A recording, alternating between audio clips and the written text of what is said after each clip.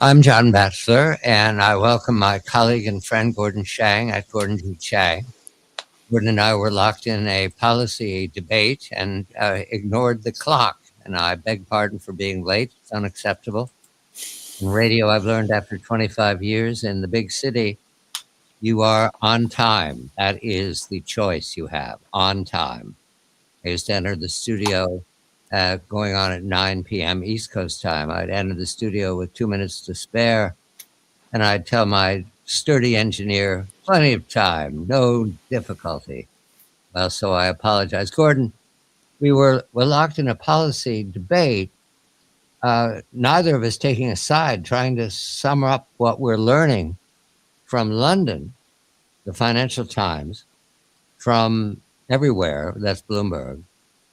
Because of Davos's gathering, there are remarks being made by world leaders everywhere. And the one that presented the issue that delayed us was Mark Carney's speech, which is getting applause uniformly throughout the Davos leadership.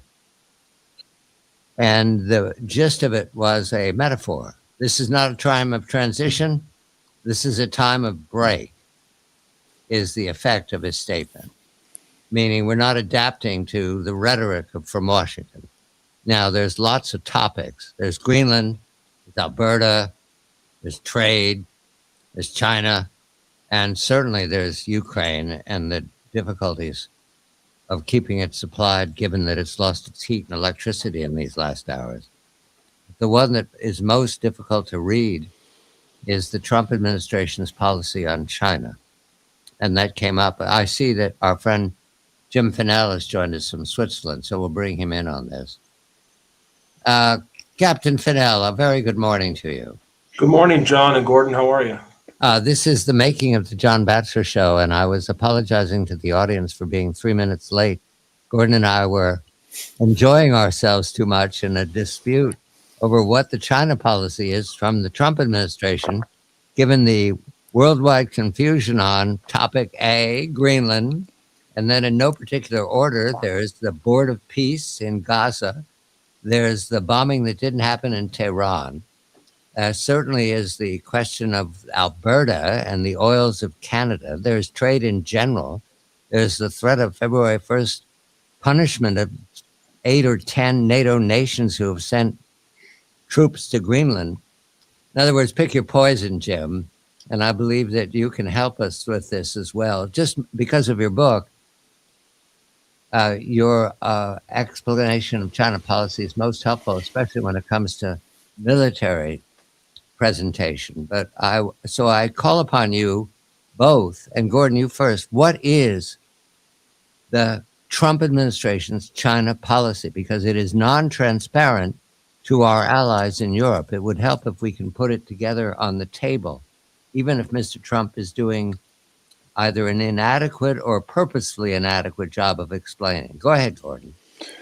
There are a number of themes that you can see. So, for instance, if you look at the National Security Strategy, which was issued last month, it makes it clear that although there's a rhetorical, I guess you could say, backtracking on China, nonetheless, when you read the document, it makes it clear that the U.S. is going to oppose China across the board. So although you don't see the broad tones that you would expect in a Reagan administration, you nonetheless pick up these hints. So for instance, the National Security Strategy says that it will not allow any hostile power, that's the phrase it uses, to take over the South China Sea, to close it off or to impose tolls.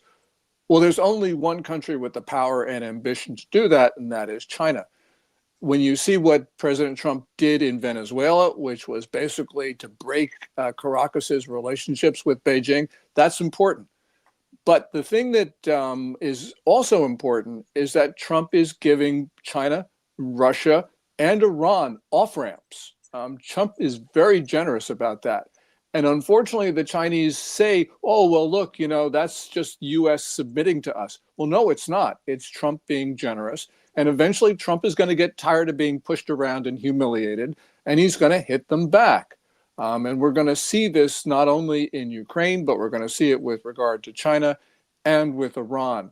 At some point, Trump will get tired. And that is the strategy. It is to sort of buy time and to see whether he can put the world together. And if he can't, he's going to assert American power. Jim, in just a moment, I'm going to ask yours, but I'm going to record this. This is the making of the show, you understand, Jim. So I want to get my Adobe organized. 5, 4, and thank you, Jim, for joining us. Captain James Fennell, United States Navy retired intelligence officer, especially with understanding of the Far East, what is now East Asia, and the confrontation with the People's Republic of China in various venues. And we've been dealing with the threat to the Philippines. John, you can add hero to his resume. And hero. Well, this is wonderful. But just a moment, Gordon. I'm punching the right buttons or I'll get confused. I'm confused enough. There we go. 5. It is the 21st day. 4, 3, 2, 1. I'm John Batchelor with my friend and colleague Gordon Chang at Gordon G. Chang as my co-host, and we welcome the author of Embracing Communist China, America's Greatest Strategic Mistake.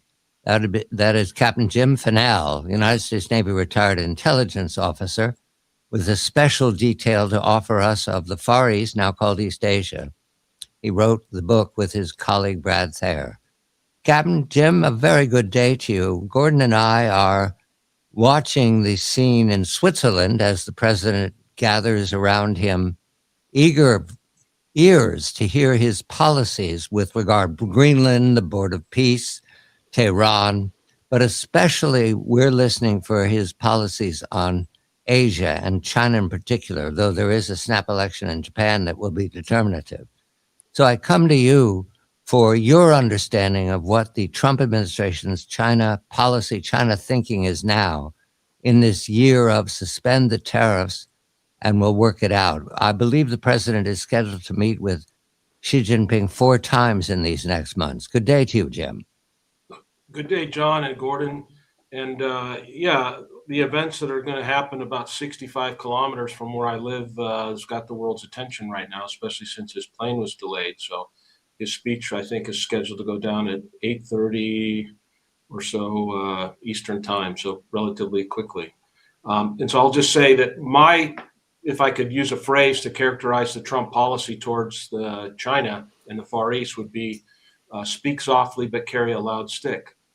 And he has, in many ways, as I think Gordon and you were just discussing before we went on the air, President Trump has made clear in his national security strategy that China is the number one concern and that he's going to address how to deal with them and, in a sense, contain them through all elements of national power, economic, military, diplomatic, information.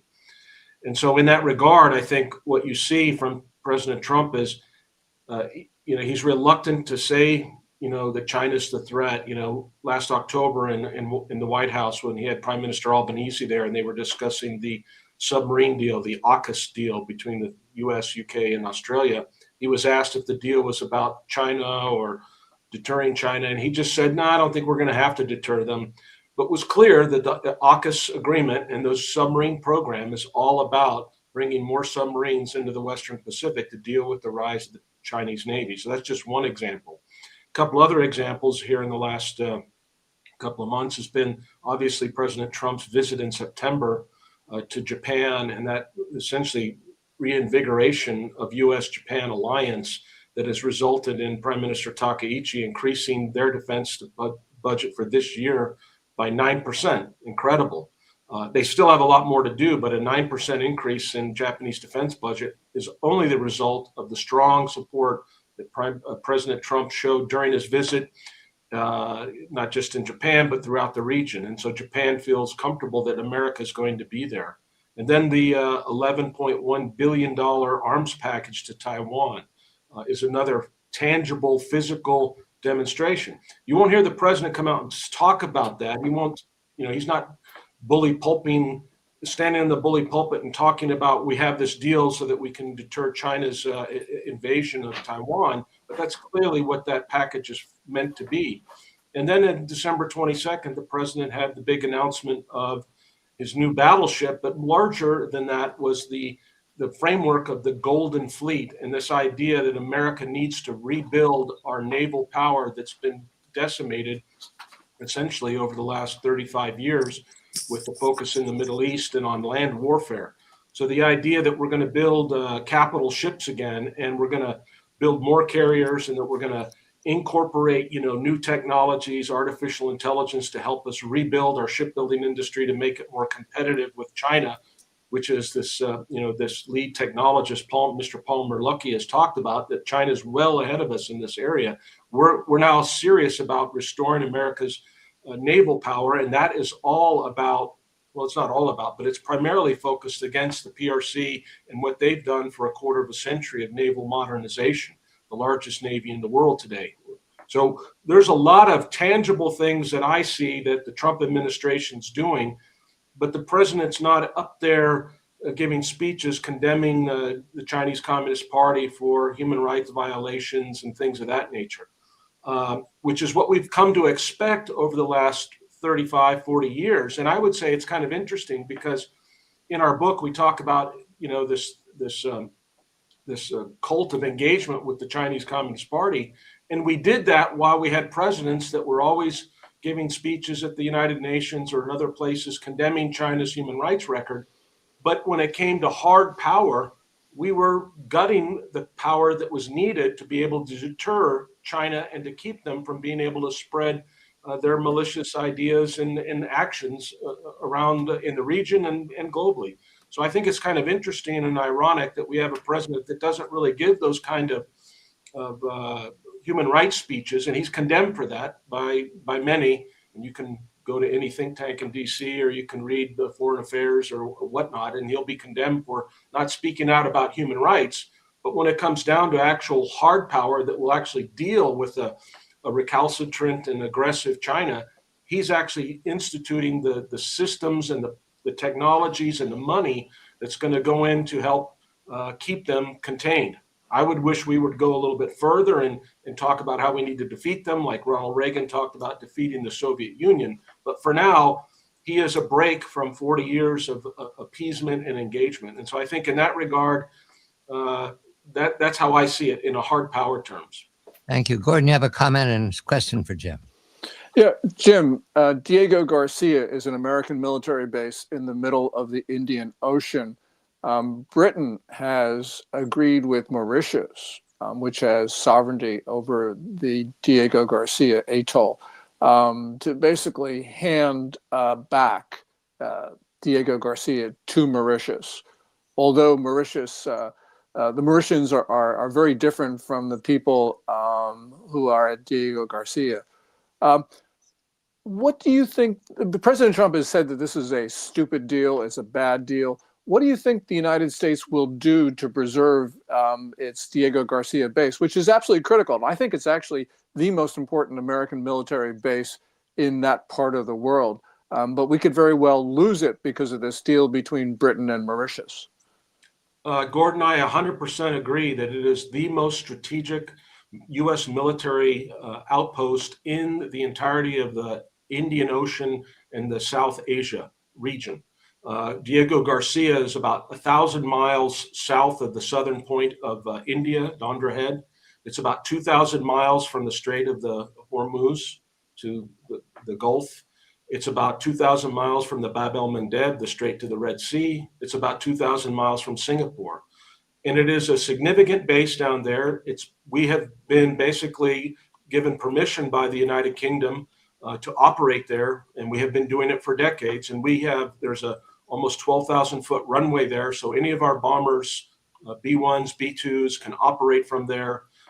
Any other aircraft that we have can operate out of that airfield. Plus there's a major port there that can allow aircraft carriers to pull in. So it is a significant and strategic location. And it gives us assured access for the global reach that our military is designed to do. So this deal that was agreed to in 2025 by the Starmer administration in the UK with Mauritius and has now been turned into a law that was written by their foreign minister, David Lammy. That bill is up for consideration in the House of Lords and in the Commons in the UK.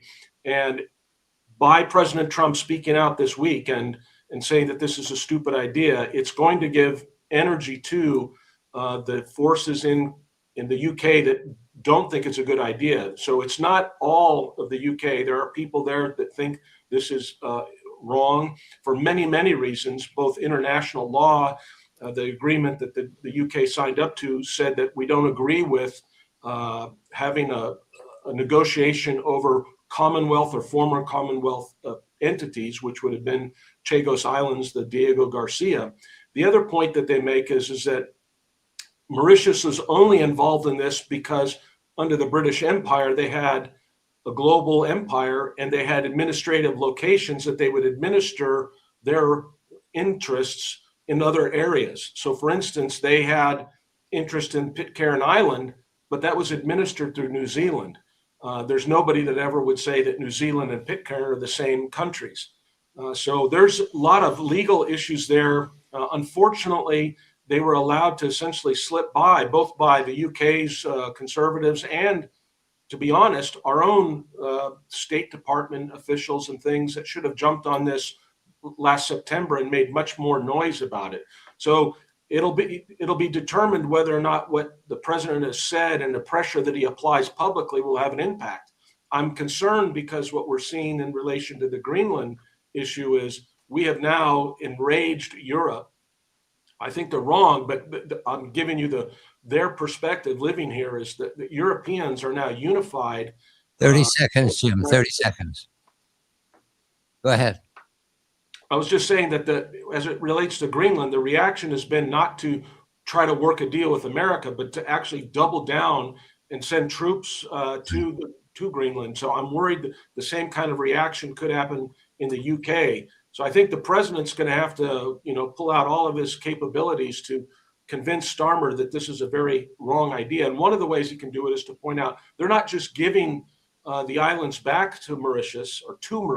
They're also going to pay them billions of dollars at the same time that Mauritius is giving tax breaks to Mauritian citizens. So if I was from the UK, I'd be very upset. Captain James Fennell, United States Navy retired, Gordon Chang. I'm John Batchelor. Thank you, Jim. Okay, so you went video now. You're in the digital age, huh? This is all beta. The rest of my life is beta, Mr. Fennell.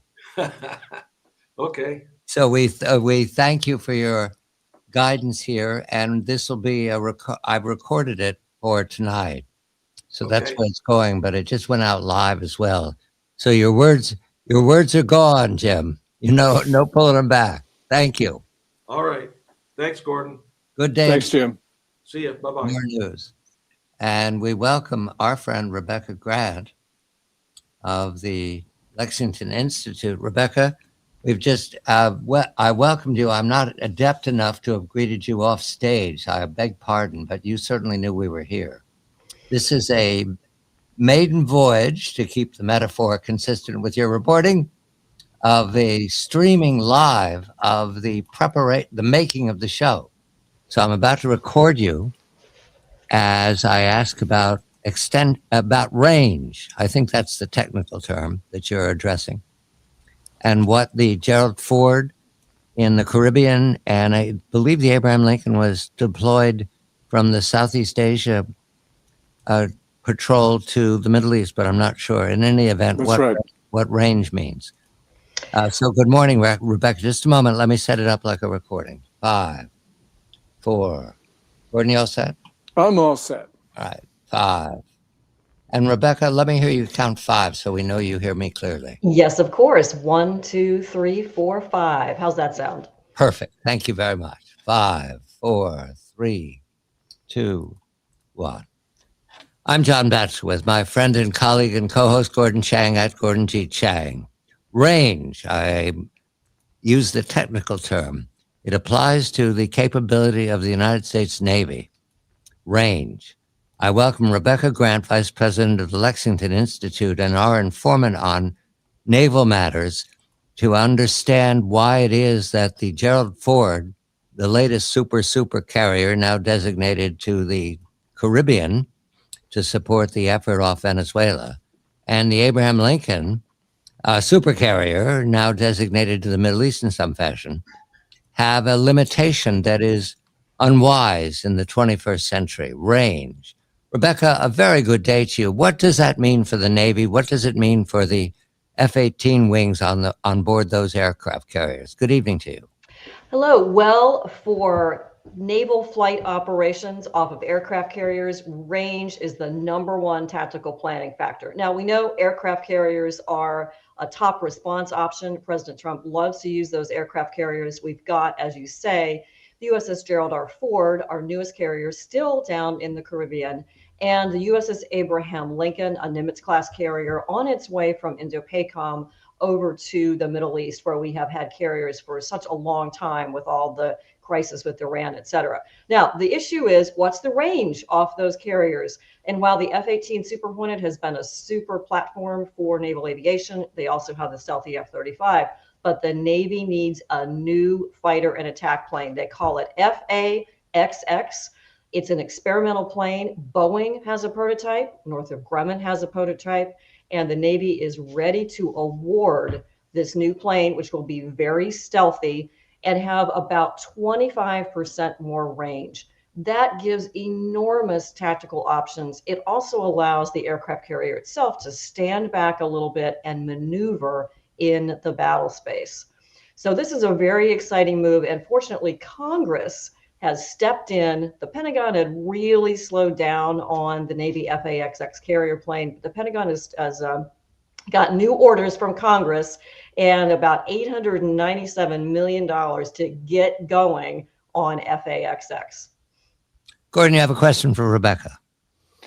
Rebecca, I know that you're a carrier expert because right behind you there is a picture of a carrier. So I guess that's important. Which one is that, by the way?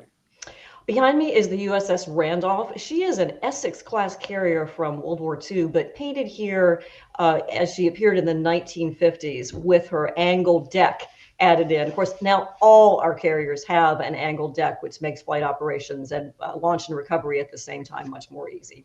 Yeah. My question about range is, with drones, and the Navy is experimenting with them, do drones have a longer range than a manned plane, or is it the other way around?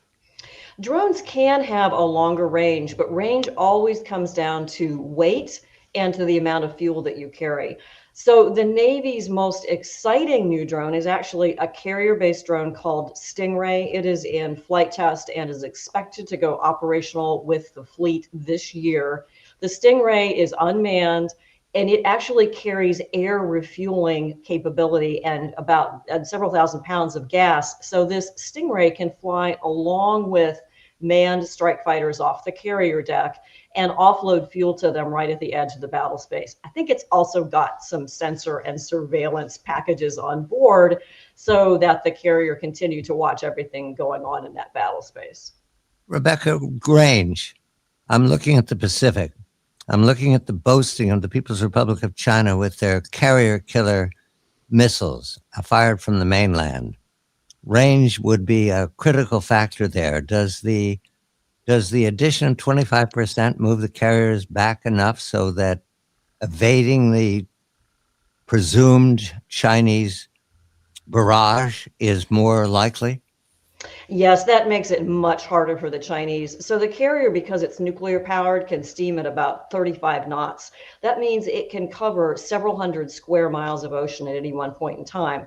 That's a problem for the Chinese because they have to calculate the time of flight if they can even track and target that carrier, which is very difficult to do, especially with our ability to do some space-based interference in Chinese targeting. Then they have to have enough time for that missile to fly out. And in the 10 or 20 or 30 minutes that that Chinese missile is getting ready to go and heading for its target, the carrier has moved from its previous location. Add the range to the air wing, and that becomes even more possible to do. Also, the role of the carrier is actually to strike. It's an offensive platform to hit Chinese targets, ships, bases, anything that might need to hit in the event of war. Having that 25% extra range that F/A-XX will bring, plus its stealth, gives you so many more tactical options for carrying out strikes. I'm glad you remind me that the carrier is an offensive weapon. That describes perfectly the battles of the Second War.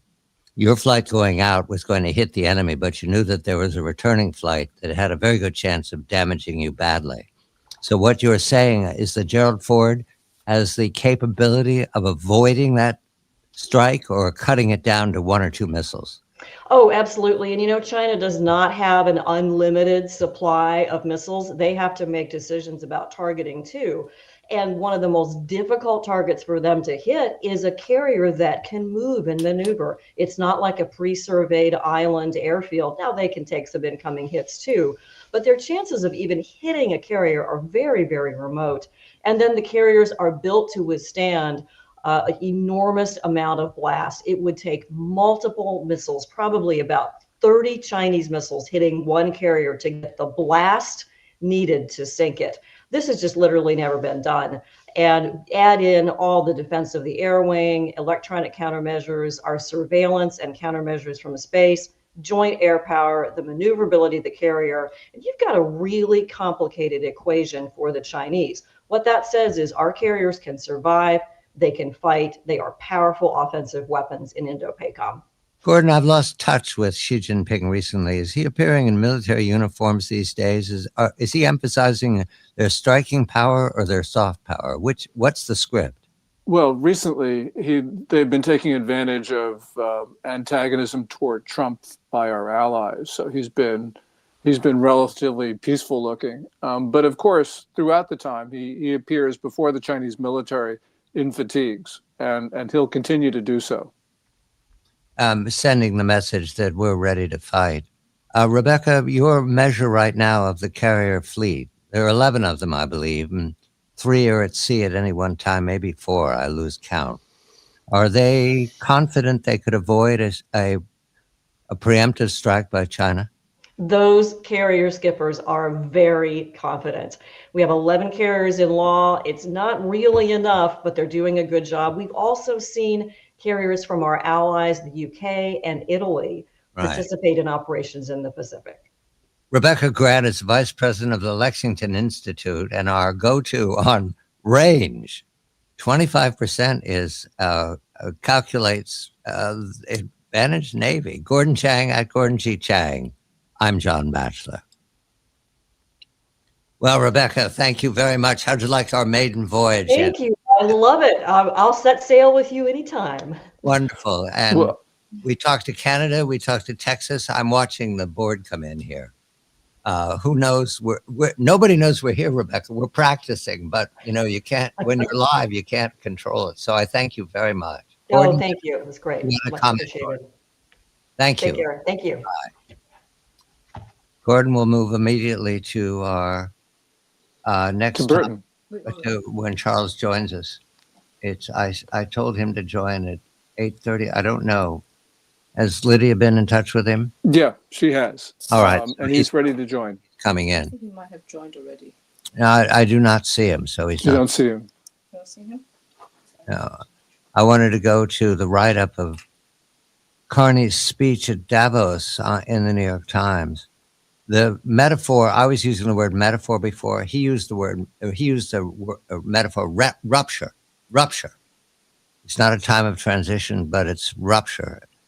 Prime Minister Mark Carney of Canada delivered a stark speech, writes the New York Times, in Davos, prompting global political and corporate leaders in the audience to rise from their seats for a rare standing ovation. He described the end of the era underpinned by United States hegemony, calling the current phrase a rupture. I believe Charles is about to Charles is here. Good morning, Mr. Burton. Good morning. I'm just featuring the Mark Carney speech at Davos, which is being applauded in London by the FT and in New York by the New York Times. And I will read the opening paragraphs as we begin, because this is fresh fuel or weaponry for you. I don't know what we'll say fuel. We'll go that direction. This is fresh fuel for your book. Wonderful. Mark Carney's unhappy, but he's made a good speech according to Davos. I'm recording, Charles, as I do. Gordon, you all set? I am all set. We are artificially limited by 60 minutes. Nobody has that rule but me, but I'm trying to keep us. And we were late getting on air, Charles, because Gordon was helping me understand what the secret China policy is from the Trump administration. And I'll call upon you as well. I'm surprised he managed to get through that so quickly. Well, I didn't. Secret's the wrong word. Completely hidden, disguised from me, unknown. And so Gordon I'm was sorry, I missed that. I was trying to exculpate it. Whatever it was. explicate. Explicate. Explain. Yes. It's an ugly word, but it does the job. All right, here we go. I'm sorry, word. It's not an attractive word. I don't mean to use the word ugly. Do not offend the vocabulary, right, Charles? 5, 4. I quite agree. No, Confucius was very keen on the rectification of names. The most important thing he ever said. Yeah. You have to use the names properly. Yeah. All right, we've got 17 and a half minutes, plenty of time. And we'll even be able to chatter afterwards. 5, 4, 3, 2, 1. I'm John Batchelor with my friend and colleague Gordon Chang. Davos, Switzerland, the gathering of the Eagles and the media covering the Eagles. And in these last hours, a speech by the new Prime Minister of Canada, Mark Carney, getting great applause, attention in the New York Times, in the Financial Times in London, around the world. And I welcome Charles Burton, our Carney whisperer, actually our Canada whisperer, the author of the new and exciting Beaver and the Dragon, the story of China-Canada relations these many years, and where they're going right now is informed by Mark Carney's speech. So I'll read the opening paragraphs of the New York Times. Prime Minister Mark Carney of Canada delivered a stark speech in Davos, Switzerland, prompting global political and corporate leaders in the audience to rise from their seats for a rare standing ovation. Mr. Carney described the end of an era underpinned by United States hegemony, calling the current phase, quote, a rupture, end quote. He never mentioned President Trump by name, but his reference was clear. Your comment, Charles, is most welcome because what Mr. Carney is following through on right now is language that is guaranteed to provoke a response. Good day to you, Charles. Good day. Yes, I mean, Mr. Carney has not met Mr. Trump at Davos. Mr. Carney, I think, has already left.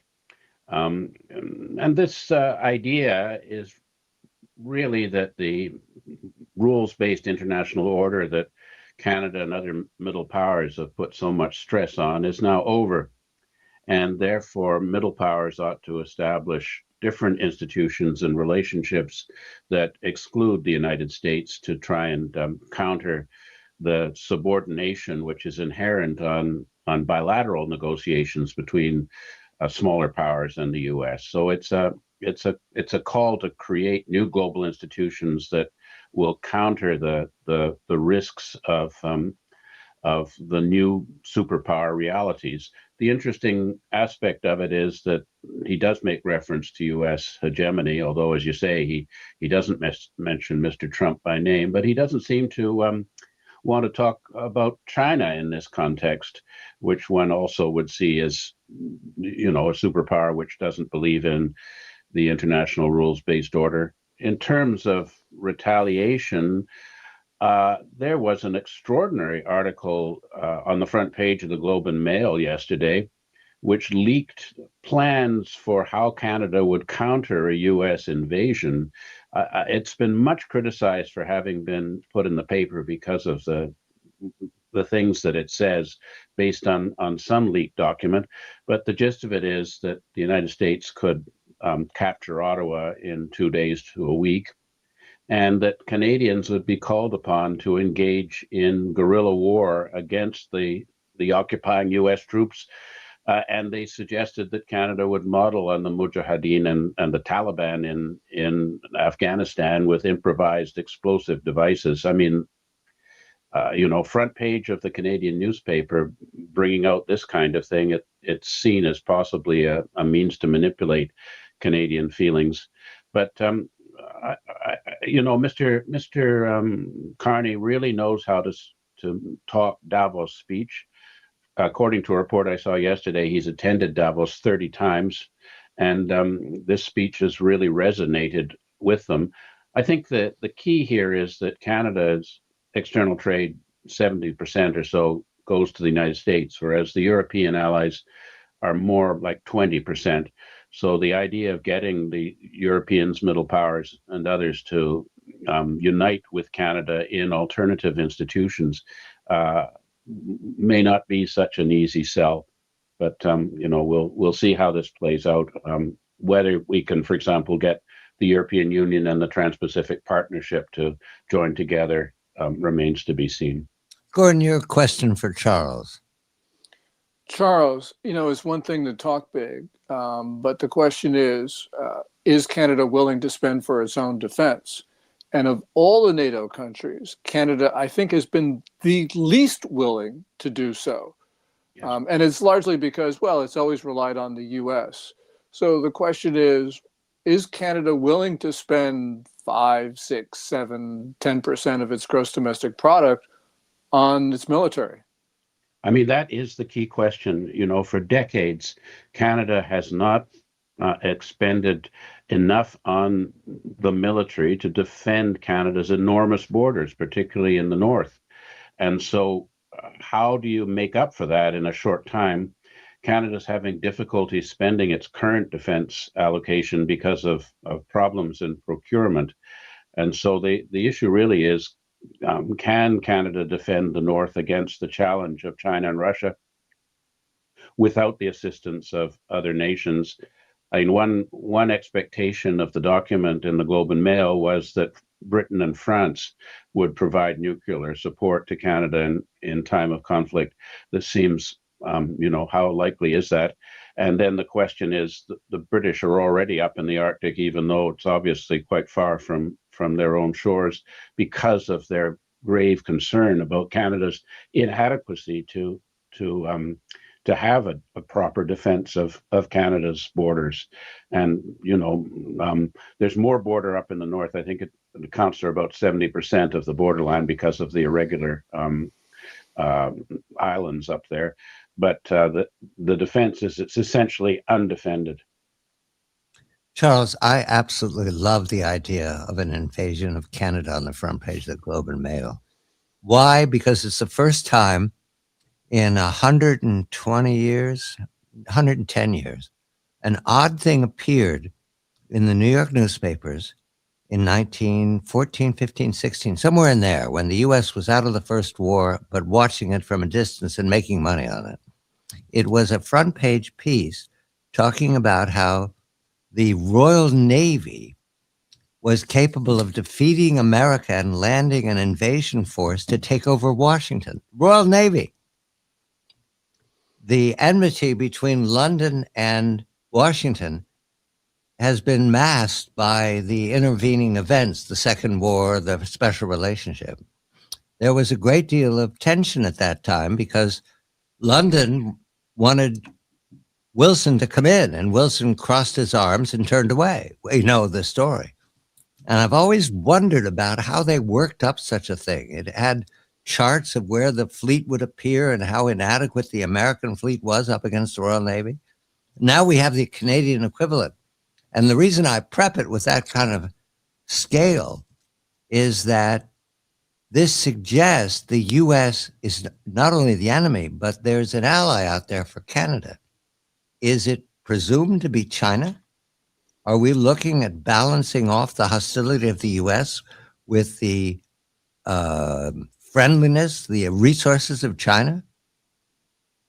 Well, I think that's certainly an impression that is being given by the Carney government. Of course, Carney will also be going to India, and there are various other deals afloat. He just finished a visit to Qatar to get money for investment for, I think, primarily Canadian infrastructure to reorient our trade from east to west as opposed to north to south to the United States. But Carney's ambition is within the next decade to double the non-US trade. And it's seen that China would be the place where this could be achieved. But practically speaking, Canada's external commodity trade to China is less than 5%, as opposed to, as I said, about 70% or currently 67% with the United States. So even if we increased our China trade by 50%, it's still not a significant change. And the capacity of the Chinese regime to flood the Canadian market with Chinese manufacturers and devastate Canadian domestic industry is obviously there. So I'm highly skeptical of this idea that China is Canada's salvation, but the Chinese are playing it up to the extent possible, suggesting and Mr. Carney, I think, has been playing into this, because when he referred to the strategic partnership between Canada and China as setting the pace for a new world order, he was saying that in Beijing. And Xi Jinping, the Chinese dictator, has picked up on this, suggesting that what we're really going to be part of is China's community of the common destiny of mankind, the Chinese plan to assume global hegemony by 2050 with the demise of the U.S. as a superpower. I mean, it's complete fantasy, but it's a myth that people want to buy into. So we're not sure exactly what game Mr. Carney is playing with regard to China, but the tariff relief that he did receive in China, because China had put very high tariffs on Canadian agricultural commodities, particularly canola seeds. It's only starting in March, and then will be reviewed at the end of the year, at which time one can expect China, at least I would expect China, to engage in further coercion to try and draw Canada even further into the Chinese orbit. And certainly in terms of China's malign activities in Canada, influence operations, harassment of diaspora communities, espionage, and gray measures to obtain dual-use military technologies, and so on, I think will continue apace, because Canada will not be expelling any Chinese espionage agents so long as we are dependent on China's complicity in not engaging in coercive economic measures against the Canadian economy with the agricultural exports that China has, regularly used as a leverage to try and get Canada to continue to comply with China's overall geostrategic strategy for Canada. We're speaking with Charles Burton, the author of The Beaver and the Dragon, the story of China's relation with Canada and vice versa these many years. Gordon Chang's with me, and when we come back, we must entertain the possibility that Mr. Trump has not only pushed Canada away, but our European allies. That means the G7, that means NATO. So we will continue with the speculation about what otherwise would be a science fiction story. What if the U.S. attacked Canada? I'm John Batchelor. I'm John Batchelor with my friend and colleague Gordon Chang at Gordon G. Chang, and our colleague Charles Burton, author of The Beaver and the Dragon, about relations between Canada and China these many years. But now, thanks to a front page story in the Globe and Mail, this most significant newspaper in Canada, to political conversation, of the map of an invasion by the U.S. in Canada and Canada's resistance as a Mujahideen guerrilla force, and the idea of killing Canadians and Canadians killing Americans. It's breathtaking. But there it is. So what about Europe as well? Gordon, you have a question for Charles on these matters of Canada siding with Europe, siding with the G7. I don't know. I'm totally lost in this speculation. If anybody had told me the Globe and Mail would publish such a piece, I would say, you're kidding. But I'm not saying it. Go ahead, Gordon. Charles, this might be a little bit out of your area, but it does reflect this issue of Canada, Europe, and the US. The Canadian Air Force is considering a big purchase of planes, and the two candidates are the US F-35, and I think it's Sweden's Gripen. Now, the Yes. Gripen is a far inferior plane to the F-35. And I understand that the technical assessments from the Canadian Air Force are to buy the F-35. But will this current hostility change that calculus? And will Canada go with the Gripen? That's a very interesting question. I think certainly, speculation on the F-35 is that it exposes Canada to the possibility of the United States having control of these aircraft when they're in Canadian custody, or refusing to provide replacement parts or upgrades into the software and so on. So, I mean, that has been the motivation, I think, for seeking to purchase a European alternative. But there is absolutely no question that the F-35 is the best airplane, and the one that Canada would do best to acquire in terms of strategic objective factors. The Gripen is, we could have more of them, but they're clearly not at the same level of sophisticated technology and efficiency as the American product. But I think that would be a logical extension of the current mood in Canada, led by Mr. Carney in this regard, that we see the United States as a hostile threat to Canada, not an ally, and he feels that we should become much more explicit in accepting this idea that the existing global institutions are just not are just no longer functioning in a way which serves Canada's national interest. And then there's the question of Canada's participation in the institution that Mr. Trump is trying to establish with regard to Gaza. Canada's already indicated that we will not be providing the $1 million fee for permanent participation. And Mr. Carney initially suggested that he would join, but now that we've found out that the Russian dictator Putin will also be on that same institution, and that a lot of other countries, a very large number of countries, are coming in, and that Mr. Trump suggests that this could be a U.S.-led replacement for the function of the United Nations, I think Canada's participation in this is now very much in question. Quickly, Charles, the Globe and Mail story. Has the opposition in Parliament responded in some fashion? Do you expect it to? We have about a minute. Parliament isn't sitting, and I think it's too soon to say. I mean, this idea, and it does say that, the tactics of that Canadians should use, the guerrilla forces should use, would be to maximize the deaths of U.S. troops in Canada, is pretty horrifying. But, this document, there are a lot of documents out there, including the possibility of Chinese invasion or Russian invasion.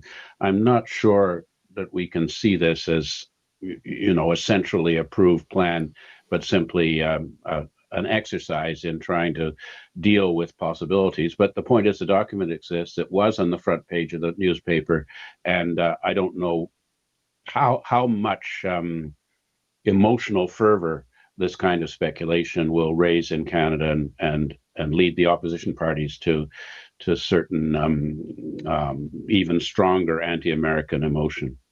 A Cold War with Canada. Never considered that as a topic for a thriller, but here it is. Charles Burton, The Beaver and the Dragon, the old days. Gordon Chang, at Gordon G. Chang. I'm John Batchelor. Wow, Charles. I mean, wow. I mean, it's not a Cold War. We're talking a kinetic war. I was talking to, I have a biographer, and I was chatting with her yesterday and saying that my book might become more of a historical document than the old days. Yeah. Checkpoint Charlie, crossing from Detroit into Canada. Yeah, I mean, Your papers, please. Well, the thing is that Canada runs a very large merchandise trade surplus against the U.S. And when we run services surplus against Canada. But when you put it all together, this Canada has the overall surplus against the U.S. I wonder what Canada does. I mean, Well, my What do opinion, we do with the auto industry? What do we do with all the cars? It's Carney's response is to invite more foreign manufacturers into Canada, but our market's small. especially China. But the 49,000 Chinese EVs that we're letting in amounts to about 3% of the total car sales in Canada. So, but it's still 49,000 spy machines on wheels that the government is encouraging to come into the country. and which we should not allow into the U.S. No, I think that's already been made pretty clear. And I mean, that's part of the leverage, right? At the end of the year, when they say, "Oh, we might put the tariffs back on canola," do they then get another 100,000? This would be part of the successive process of Canada regarding China, as Mr. Carney said, is more predictable than the United States. I mean, China predictable, reliable partner. I mean, just completely in fantasy land. It is, Charles, but there it is. And I've been reflecting on this idea as I told the story about Britain invading America in 1916. Mm-hmm. Men entertained it at the time. That was not flippant. And I'm amazed at how far this is going. Here's personally, I married into a family from Canada. The family came down from Canada into New England. That is not rare. That describes a great number of families now, several generations on. Mm-hmm. And the migration from the British Isles and Ireland and Scotland was feverish after the middle of the 19th century, post-war years. We're all mixed up, Charles. This is two peoples not separated by a common language. And the idea that Canada is now alienated to the point of needing border checks, what is it, a 4,000-mile border? I can't remember. Well, always said, world's longest undefended border. Yeah. Mm-hmm. And we're now looking at, well, I'm ready to entertain it. I wouldn't have said yesterday this could happen, but here it is. I mean, the idea that I would be placing IEDs on the road next to my house to kill Americans, it just seems, I can't imagine that would be a good idea at all.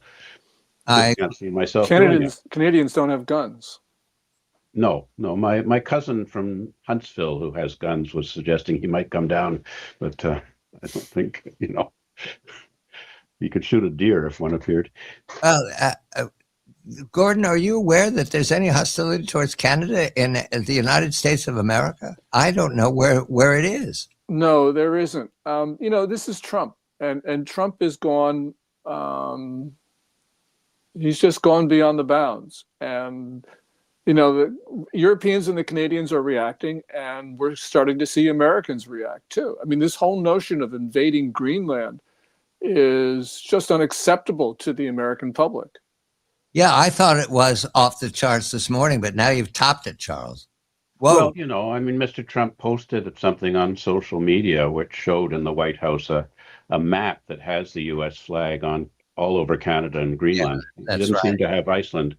I mean, that kind of stuff, it gets to the point where you decide it's no longer able to be discarded. I mean, the more he sticks with it. I mean, every time we think that perhaps he's going to give up on the 51st state thing, or the ambassador here, Mr. Hoekstra, your friend, has suggested that he's no longer talking about that, then it comes back. Yeah, Trump's got to stop this. This is just wrong. Well, what we have right now, if I see the headlines from Davos, is that it's not going to get better today. No, of course not. And Trump is Trump. What I heard this morning, Charles, on the FT with voices from the Senate is that Rand Paul and Tom Tillis and Murkowski from Alaska, those were three voices saying there is override in the Senate and it will be used if the if the Greenland matter goes forward, override of the War Powers Act, which would stop the White House in place. Mhm. And that I had not heard them say that before so confidently that they can mount it. That's 67 votes. That's a wow. Yeah.